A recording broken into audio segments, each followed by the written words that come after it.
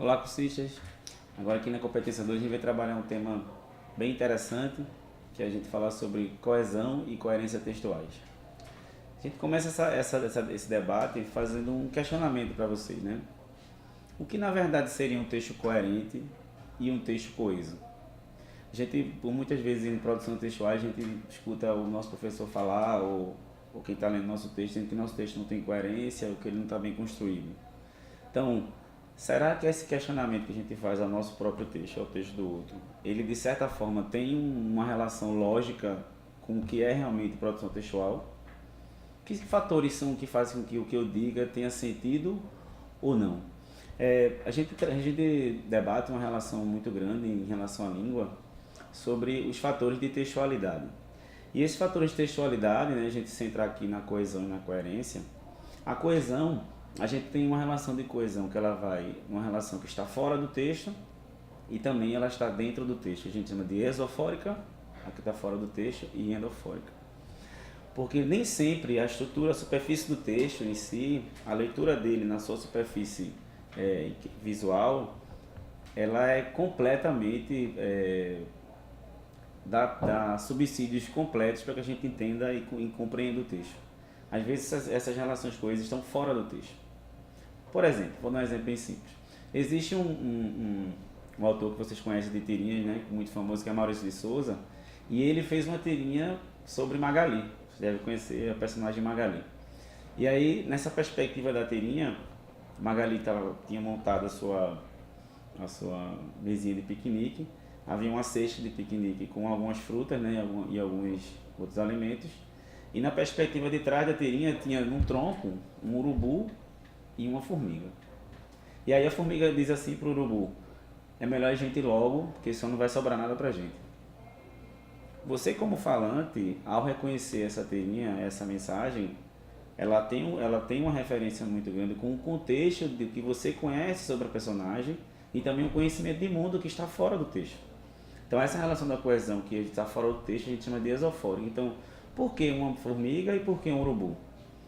Você sabe que uma relação da língua também ela vai em outras áreas de conhecimento. Então a formiga e o urubu foi feito de uma forma que até a formiga e o urubu, que são animais que se alimentam de resto de comida, não ia sobrar nada para eles, porque Magali, como vocês também devem conhecer a personagem, come muito. Então, dentro dessa relação da análise desse texto, existe o texto verbal, que foi falado pela formiga, que aí é uma relação endofórica, ela está dentro do texto, mas também tem uma perspectiva que está fora do texto. Que o falante, que o leitor do texto, ele tem que trazer consigo para a leitura, porque a leitura não é um ato que vem só de fora para dentro. A relação também existe do autor, do leitor como autor também de sentido, de produção de sentido. Então, dentro dessa relação endofórica que está dentro do texto, numa produção de um texto maior, um texto mais amplo, nós temos umas relações que estão mais na superfície do texto, né? Que a gente chama das relações de conexão. Então, ao escrever um texto mais longo, nós temos que unir nossas ideias a partir de conjunções. Mas será que a gente tem que decorar a conjunção? A relação não é essa. A relação é, se dentro dessas técnicas aí de retomada textual e de coesão entre os termos, né, que a coesão ela é uma relação muito mais de arrumação do seu texto, eu posso fazer a partir de uma substituição, por exemplo, de uma retomada. Se eu estou falando sobre um elemento masculino, eu posso retomar por um pronome demonstrativo, esse, aquele, eu posso retomar por um pronome, eu posso retomar por um sinônimo. Eu posso também retomar a ideia através de uma elisão, né, que é o caso das elipses, né, que a gente pode, por uma ação subentendida em um termo, a gente pode, em outro termo, não colocar esse verbo e ele está subentendido, mas também, que é o mais comum que a gente utiliza, são as relações de conexão, através de conjunções que dão ideia de causa, de consequência, né, de explicação, de conclusão, que foge um pouquinho da relação de decorar conjunções. Nós, falantes, sabemos muito bem, quando nós temos duas informações e entre elas uma relação de causa, a gente sabe muito bem em conjunção utilizar.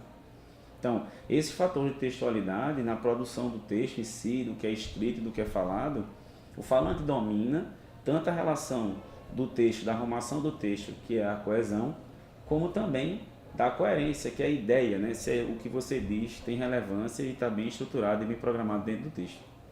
Então, nós temos que parar de olhar o texto como uma produção em que apenas a correção do que é superficial importa, né? Então, a estrutura do texto, a programação que se tem através de uma análise do que se quer escrever, tanto na relação fora e dentro do texto, ela é essencial para que a gente entenda o sentido do que a gente quer produzir e também, logicamente, do que a gente recebe como leitor, né? Como pessoa que recebe um texto.